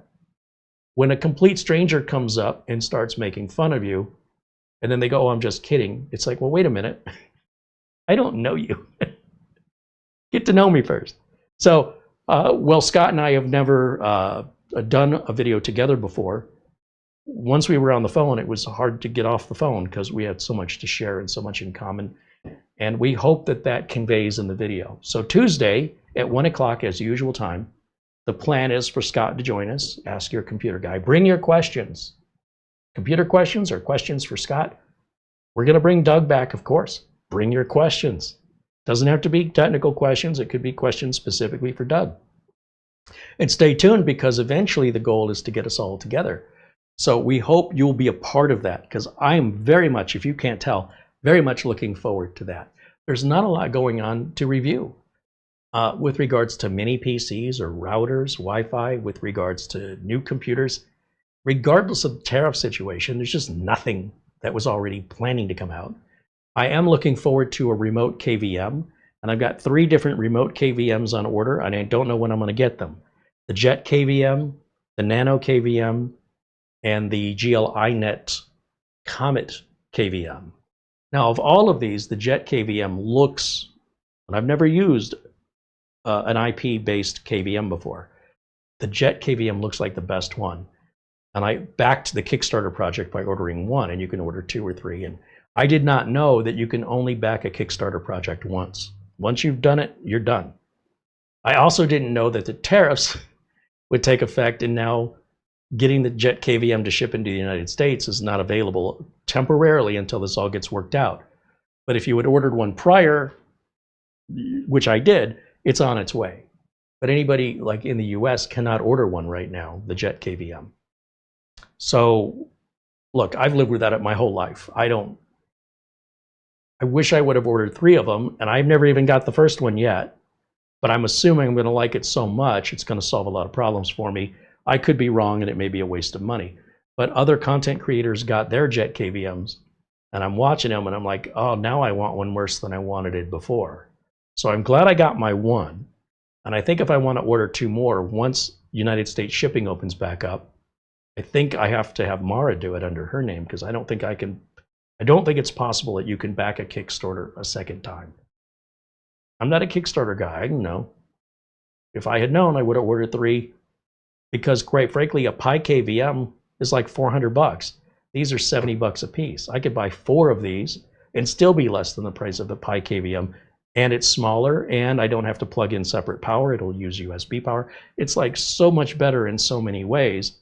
And then I can access a BIOS remotely. I can I could always turn a computer on remotely with other remote software with Magic Packets and Wake on LAN. But I can actually activate switches with this, like physical buttons, if I'm a bit of a maker or a modder. It's in the process where you can, and there are others that do this too, but not at this price point. So we've got that coming up, which I'm looking forward to. But apart from a few other mini PCs, they trickle in now. They're not pouring in like they used to. We'll take a look at them just to see what's the latest and what the prices are.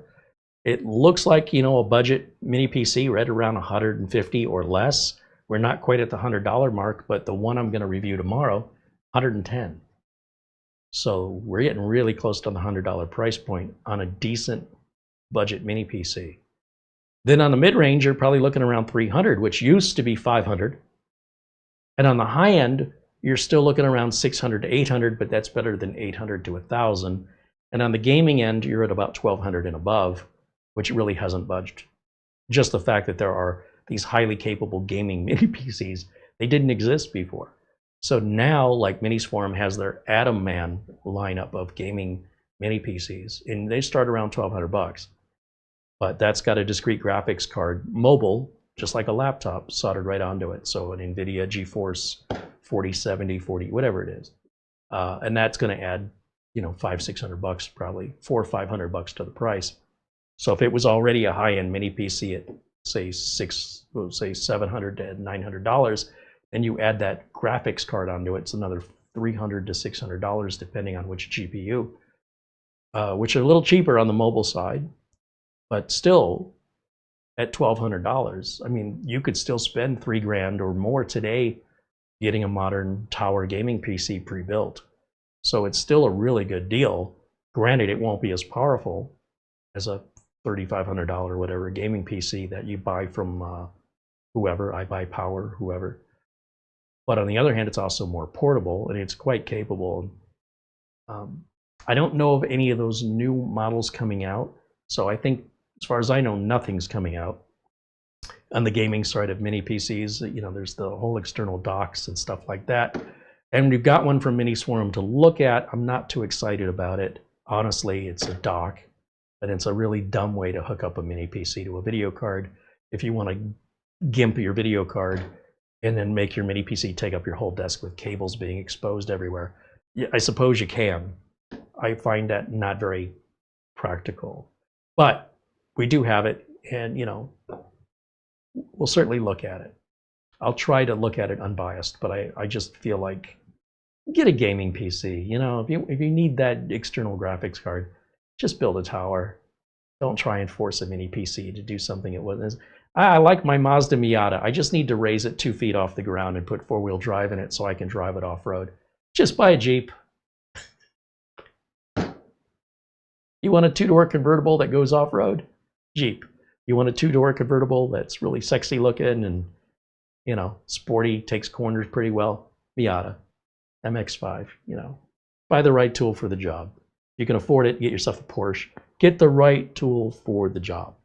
Instead of trying to modify things to make it fit, because it's never as good and it's going to cost more.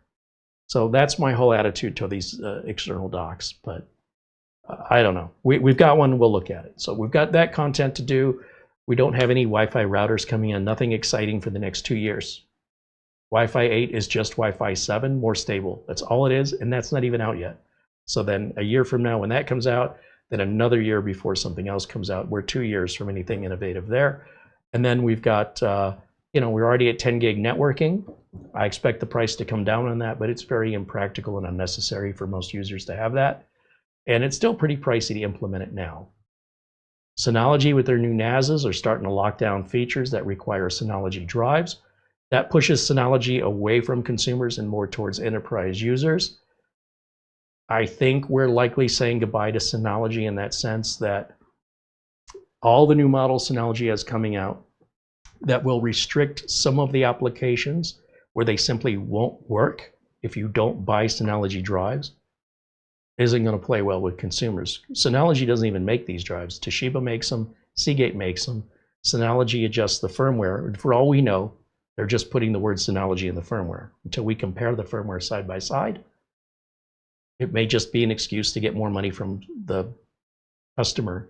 And that's going to make TerraMaster look better. It's going to make QNAP look better. It's going to make ASUS Store look better. Ugreen's going to look better. And Synology, I don't think cares. I think Synology thinks consumers, general home consumers, are a pain in the ass. They whine all the time. They want everything for nothing, and they want free tutoring. They call it tech support, and I think Synology's had enough. Now, this is not what Synology has said, but this is the vibe I'm getting. Synology, I think, is saying, let's deal with professionals. Professionals are going to balk at an extra $100 for the drives. Plus, they're going to get that assuredness, peace of mind that we have certified these drives. Synology says they will certify other brands and models in time. That just sounds like a line. I mean, where's the, just give me a disclaimer that says we haven't certified the drive. Are you sure you want to use it? Instead of saying, well, these particular Synology applications absolutely will not work because your drives aren't certified. Give me the choice. Give me a disclaimer. I know this might, but I know they're going to get a support call. I expect this under warranty. Synology is going to say, we had a disclaimer. You clicked OK. Oh, I don't remember that. So Synology will have to like put that disclaimer up every single time you want to run the app. So you can't say you didn't know. Or you just say, you know what, just get the certified drives or go buy from somebody else. And that's what I believe is happening at Synology, because it doesn't make any sense to win anybody over by forcing them to have to buy drives, which previously, that's not the precedent you set. So now all of a sudden I got to buy your drives, but I don't have to do that with TerraMaster. I don't have to do that with QNAP. I don't have to do that with any of your competitors unless you're in the enterprise space. So that's where I think Synology is going. I think they're just saying, this is a very subtle way potentially, this is what I think is happening, for Synology to give consumers the middle finger and for the consumers to go, well, I'm not going to buy your product. And Synology is going, that's what we were going for.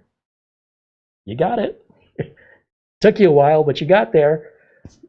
Again, I don't know this for certain. I'm only speculating. I also speculate that when Windows 10 support ends, all those Windows 11 computers that you've seen all these videos on how to force Windows 11 onto a non-compliant Windows 11 computer, I think all those Windows 11 computers aren't going to get updates anymore. I'm speculating. So all these people are, I don't know why they're requiring the hardware. I put Windows 11 on my 15-year-old machine. It works fine. It gets updates. Why do you think Microsoft's telling you that's not guaranteed and updates may stop? Well, it hasn't stopped yet. Wait till support for Windows 10 ends. And then we'll see. I mean, look, this isn't something I want to be right about, but this is what I think is inevitable. When that computer that's Windows 10 compatible, that you forced Windows 11 onto, that is not Windows 11 compatible, that computer would have naturally stopped getting updates at the end of Windows 10 support, which is October 14th this year. It makes logical sense that if that Windows 10 computer had Windows 11, you still get your updates, but when the Windows 10 updates stop, so do the Windows 11 updates, because your software is not, your hardware doesn't meet the requirements. If Microsoft doesn't do this, I will be surprised. I've been wrong probably every time I try and do these projections, but I'm going to put it out there just in case I'm right. I can say, remember when I said that back in April of 25? And if I'm wrong, well, better safe than sorry, but I think that's what's coming. I think those Windows 10 updates end, and any computer with Windows 11 that's not Windows 11 compatible, those updates stop too. I have nothing but common sense to tell you that this is factual. It just makes sense to me. Whatever it is, Microsoft is playing their cards close to their chest. They don't want their competitors to know what they're doing or what they're about to do, or to beat them to the punch. So there is no confirmable information available. I'm speculating that's how it's going to play out. And I probably am wrong, but something to think about. If you want to play that little gamble, if you decide to put Windows 11, or you already have, onto a non-compatible Windows 11 computer, don't be surprised if it happens. All right, because Microsoft has been saying it's coming, they just haven't said when. That would make sense that that's when it would happen.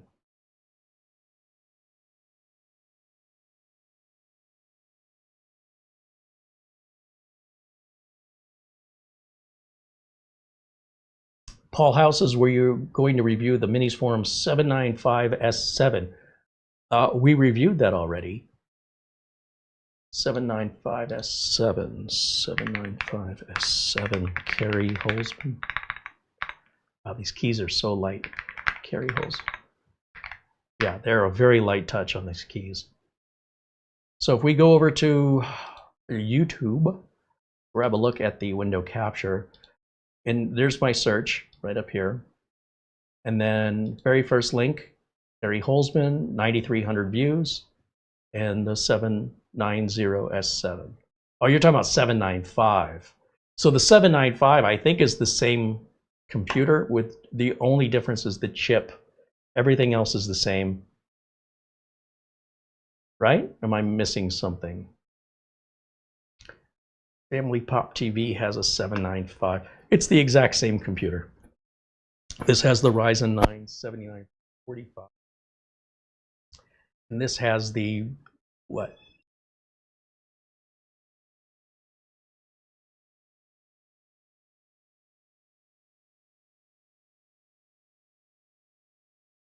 So 7940HX versus the 7945. It's such a minor difference between the two. I can't see any purpose to go back and look at it again because, oh, now it's in the color red. You know what I mean? So for that matter, in that concern, we have a 2-hour and 10-minute video covering this model. And I do really like this computer. Let's make that very clear. This is absolutely one of my favorites. But it's more of a mini ITX build than it is a mini, like in the sense of mini PC. This is not really a mini PC. This is a mini ITX in much the same way that the Intel NUC 13 was, or even the 11s, 12s, and 13s from Intel, those last models that you could put graphics card into, were essentially the same form factor.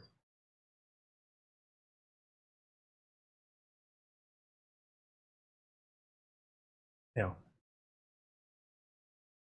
So whenever we have models that are just, you know, they change one part, to me it's the same review, and the percentage difference in performance or power consumption is single digit usually. So I can't justify going through the whole thing again. It's got to be different enough to make it worth my time and yours. Unless I'm missing something, Paul. There's something more significant about it than just a minor CPU replacement or upgrade. It's the same unit.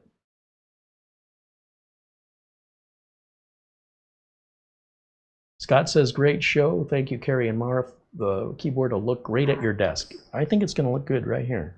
You're going to be seeing a lot more of this, I suspect.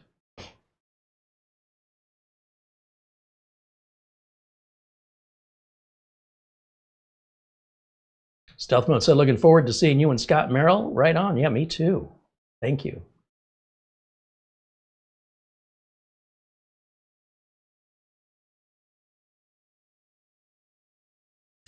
All right, I think that'll wrap it up for us for today. Thank you for joining us here on this kind of unscheduled last-minute show. We are live once again tomorrow at 1 o'clock, as we always are every Friday, 1 p.m. Phoenix time. That's Mountain Standard, which right now is the same as Pacific time. That makes us 4 o'clock on the East Coast. I always get confused because everybody adjusts their clocks, you know, for the spring or the fall. We don't do that in Arizona.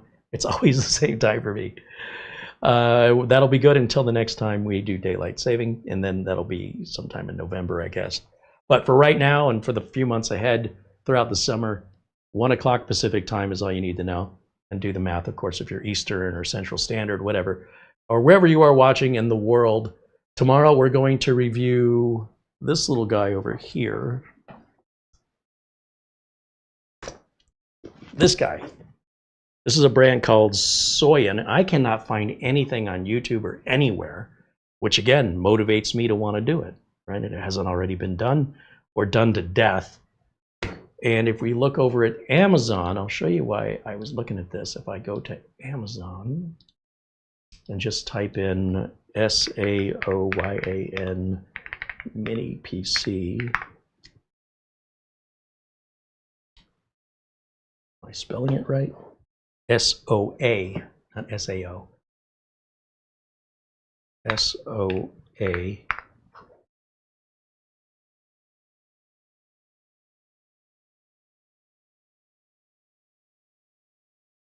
Okay, now I'm confused. SOAYAN. SOAYAN mini PC, and YouTube comes up with nothing. I mean, Amazon comes up with nothing.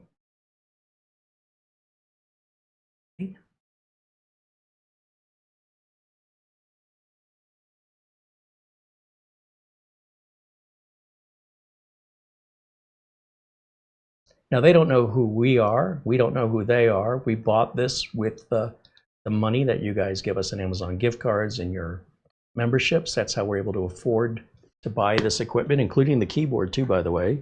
Thank you guys for supporting us here so we can, you know, buy things I'm actually interested in that I think you might be too. And this is one of them, primarily for the price at $110. It's an N150. It's called an MN-N1. So MN, like Minnesota, MN-N1. Does that help us find it? No. Wow. Why is Amazon making this difficult? Let me get rid of the word mini PC. Let's just search for the manufacturer name.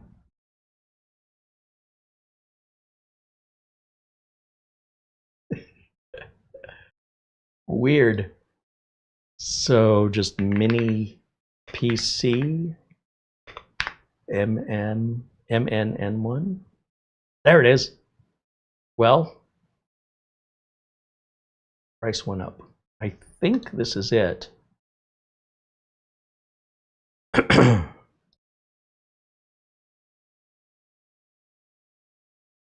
Window capture. So it's got this weird sort of wood grain. It says brand is I Do PC. That's not what the box says. Shows $200, but an $80 off coupon will bring that down to $119.99. And I think we paid $110. There was like an additional $10 off.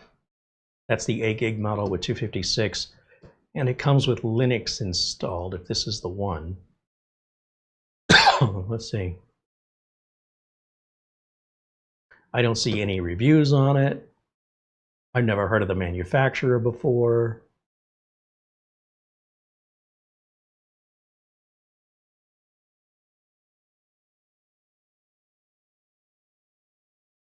Operating system is OS. Helpful. No reviews. So I have no idea. We're going to figure this out together because that's how I like to do things. It's a little smaller than most mini PCs, but not the smallest we've seen. And I can tell you that by just looking at the box.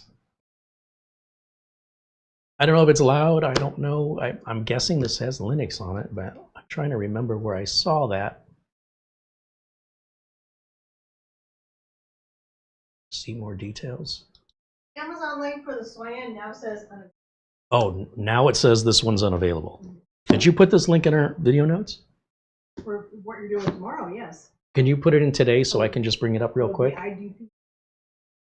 Is that who it's from? No. Can you put our link that says it's unavailable? Yeah, in the show notes, yeah. so I can bring it up right now and take a look at it and share it with sure. everybody. Well, I'm wrapping it up here and saying goodbye. I'll stall while you do that. So they're very similar. It's probably just slapping different names on them. The one I'm looking at might be $10 more because it has Windows on it. And the one that we bought with $10 less, maybe because it's Linux. I don't want to use Linux. I have no interest in Linux. I am interested in saving $10. So my thought is, let's try to put Windows on it. That's all.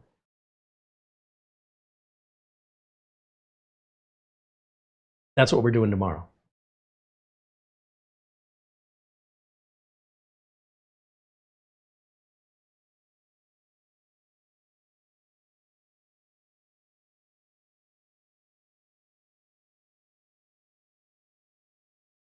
John Williams said he was on a Zoom call for almost 5 hours with his little CyberGeek mini PC, and it performed great.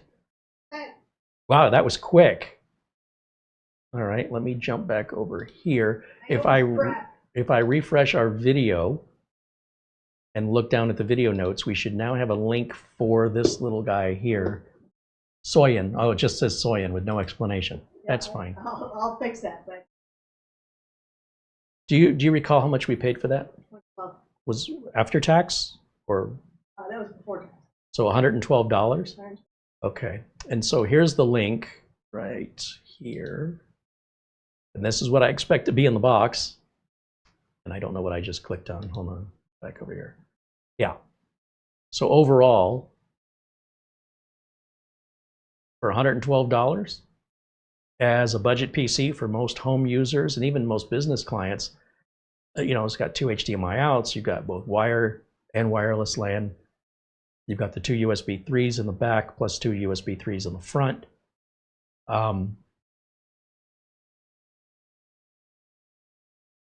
Your 3.5 millimeter jack up front. It's all pretty standard. But what caught my eye on it is it says operating system is Linux. Also, I saw no reviews. Somebody's reviewed it though. Did they say anything, or is it just a rating with no? Oh, so somebody got it for free. I didn't even know Amazon Vine still existed. But this was just done a couple weeks ago. Look, you send me a product for free, I'm already going to like that it's free, right? So it's not exactly going to be unbiased. And if I'm too honest and I piss you off, you probably aren't going to send me anything else for free again. So keep that in mind if you see that Amazon Vine customer review, that those reviews could be a little sweeter. They've been sweetened a little bit by getting the product for free. We bought ours. It has a great little box for moonlight, sunshine. I don't know what that is. I've hooked this up to my TV. It's fantastic. I have a powerful PC for my games, and I just stream things over to this PC. Oh, fair enough. I'm sure it's good for other things too. The big selling point here is the low price. We agree. Comes with pretty much everything, getting streaming set up, Ethernet jack, Bluetooth, small form factor, stick it on the back of your TV. You could use it as a media player. You can also run an ad blocker and watch YouTube videos. Great for media PC usage, which is what I'm guessing Moonlight or Sunshine are. Maybe some kind of Plex jellyfin, I don't know what that is. But when I bought it, well, I guess this must have been here. We bought it before we bought it after April 6th. We only got this last week. So that, I guess I didn't see it for some reason. One review, and again, that review got it for free, that reviewer. So we'll see if we agree with them, and hopefully you'll join us on that little adventure tomorrow. 1 p.m. live, unscripted as always. And I got to warm up to my new keyboard here. It's just a little bit soft. You just breathe too heavy and it starts pressing buttons. And then we're expecting the mouse to come in. We're expecting to do the review again on the A1XI from Miniswarm, because that thing is amazing. You can see the box sitting over here on top of the MS-01 and the MS-A1. These are all workstations. That's why they're all together. This is the cream of the crop of workstation mini PCs. I also decided, I saw Amazon had these 4K Logitech webcams that are returns. So instead of $200, they're $150. And I thought I'd give it a shot. Coming from Amazon warehouse, I know that I can return it easily if there's any problems. And it's just a webcam and a cable. What could be wrong with it, you know? And what I thought was, maybe on the close-ups and stuff, maybe I've been going about this all wrong. Maybe something small and light is all we need, but I wanted it in 4K. Remember when I was trying to show you the power of a mini PC for streaming, and I was hooking the camera up, we could only go 1080 because the capture card would take a 4K input, but it would only stream out 1080. So with a 4K webcam, now granted this has a left and right microphone we won't use, I'm thinking maybe get 2 or 3 of these bad boys. They are USB-C, which I'm guessing is why somebody has returned them. They probably said, I'm going to buy this really nice webcam for my really old computer. I don't know why you would do that. Buy a nice new computer and put a nice new webcam on it. Buy a cheap old computer or have a cheap old computer, put a cheap older webcam. Don't buy a $200 webcam for a $100 computer.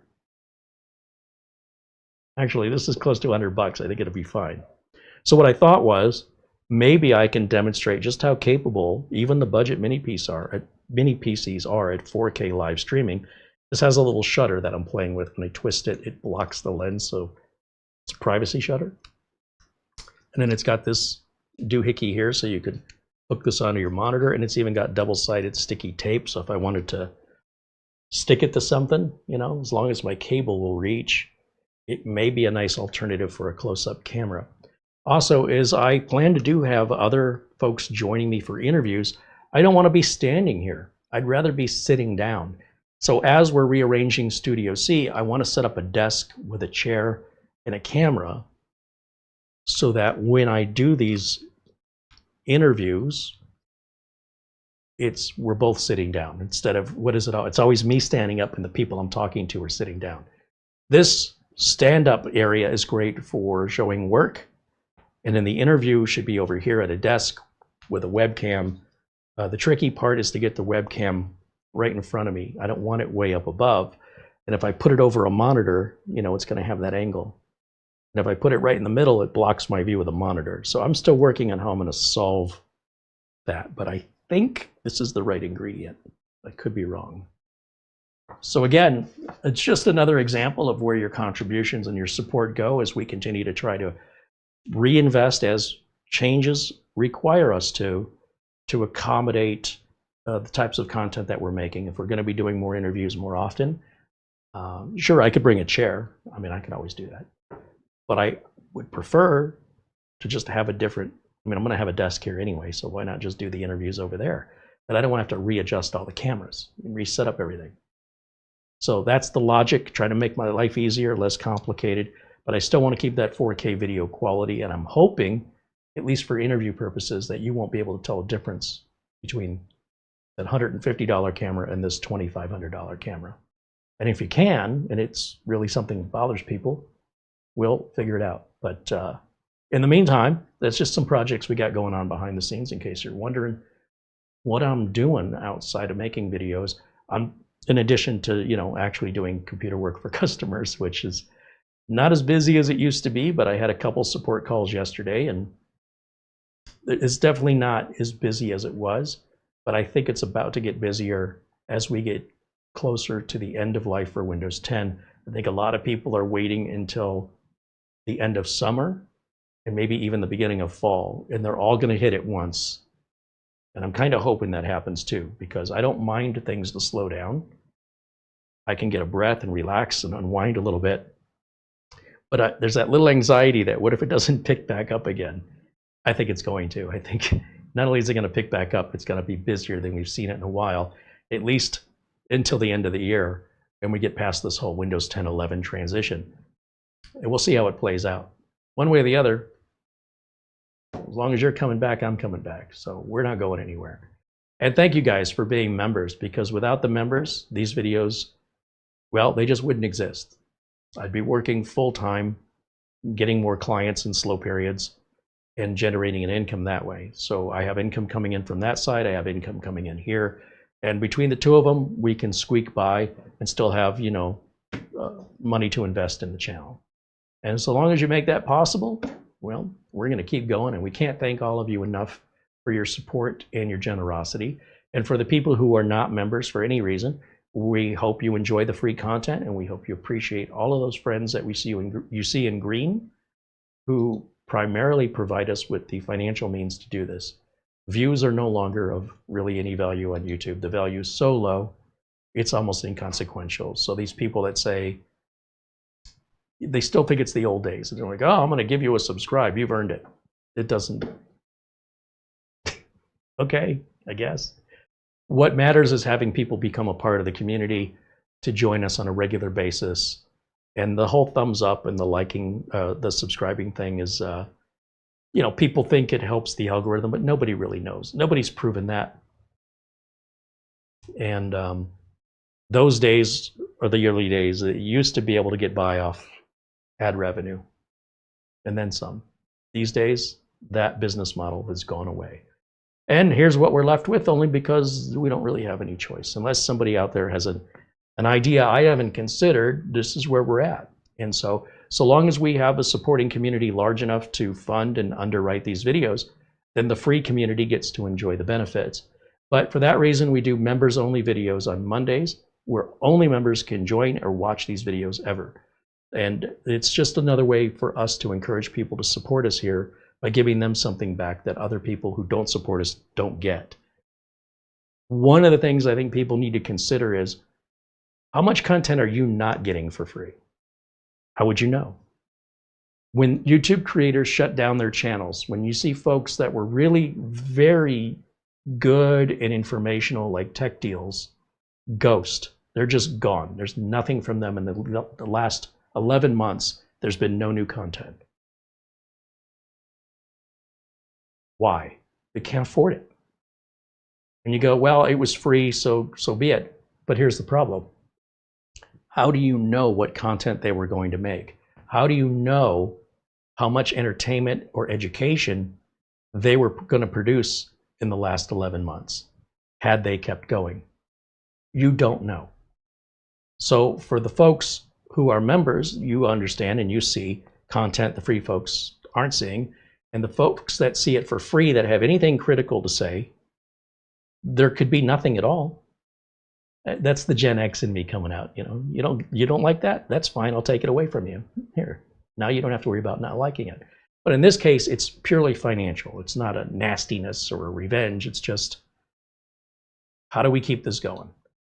So if I've not beaten that dead horse, I just want to reiterate how much we appreciate all of our members in green and all the people that support us, so that we don't take on sponsors and have to promote stuff I don't want to promote just to pay the bills. In which case, we're back to 0 videos. So as long as we've got our supporters, well, we're not going anywhere. I'm going to check the phone real quick just to say thank you if I've missed anything that came in during today's video.